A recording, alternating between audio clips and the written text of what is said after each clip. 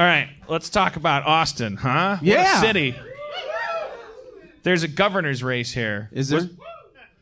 Yeah. Yeah. I was for my 5 minutes of putting on new underwear in the hotel room, letting the governor's ads play. I noticed there's like, I think it might be a conservative state. It feels like Austin may be a little bit of an oasis in the middle of a red sea. A red desert. Seems like there's a lot of, but you guys have a governor candidate. I was talking with your peeps here in the green room. So there's this kind of funny. Maybe it's not funny to them. It's funny to an outsider. There's a liberal candidate, Wendy Davis, and there's the conservative candidate, Greg Abbott. Here's the twist. It's 2014, so the conservative candidate is in a wheelchair. Greg Abbott, conservative as he is, wheelchair bound. How do you get more liberal than that? The man is in a wheelchair. Huh. It stinks of leftism. He's the embodiment of altruism. He's in a wheelchair. He's in a wheelchair. So someone shouted something out, but then more notably, someone next to him went, shh.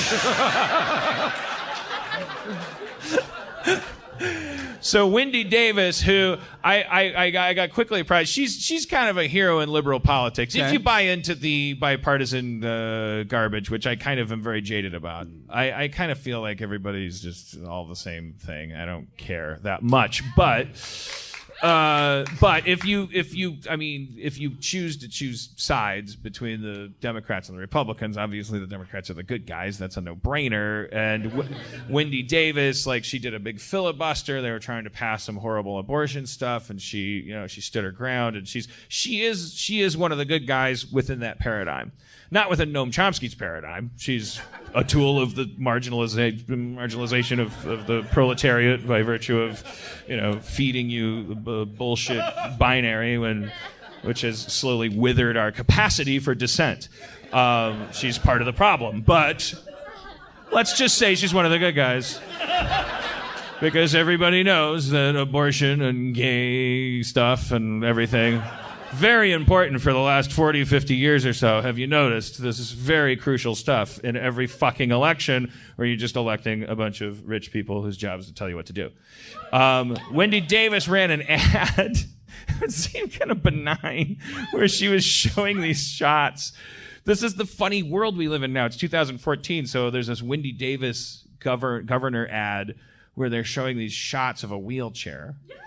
And actually, the point that her ads are making are that this guy that's in this wheelchair, the reason he's in a wheelchair is because he had this accident, and he actually kind of famously is the beneficiary of a very litigious kind of pursuit. Like, he got injured, he made a lot of money by suing, and now he's a foremost advocate for kind of putting a cap on that stuff. That was the point of her ad. It's like, he sides with hospitals in like this kind of stuff, and it's like the ad was just sort of trying to say he's a hypocrite. But the visuals, it's like Herman Cain running for president. Yeah, the visuals kind of like allowed the conservatives to go, you're picking, why are you showing that wheelchair? You're just saying he's crippled. And so it's just a very funny time in Texas. That's it.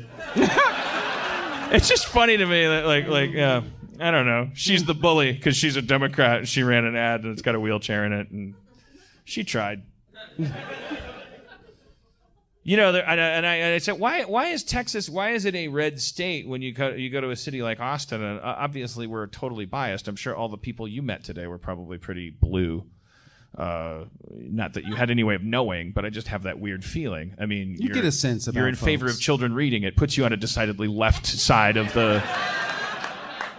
It's already no child left behind.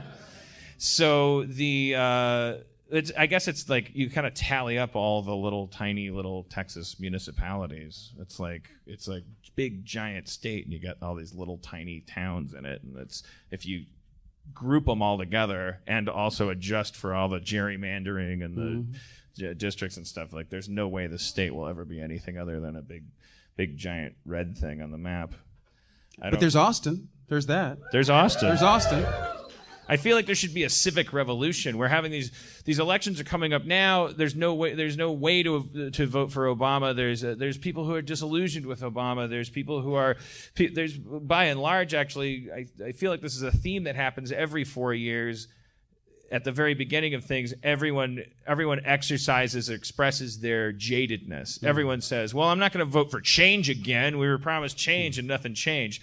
And I'm always like, yeah, go with that thought, go with that. But then over the next year, what we're going to see is everybody gets sucked into this Coke versus Pepsi debate. And I don't know, Levar.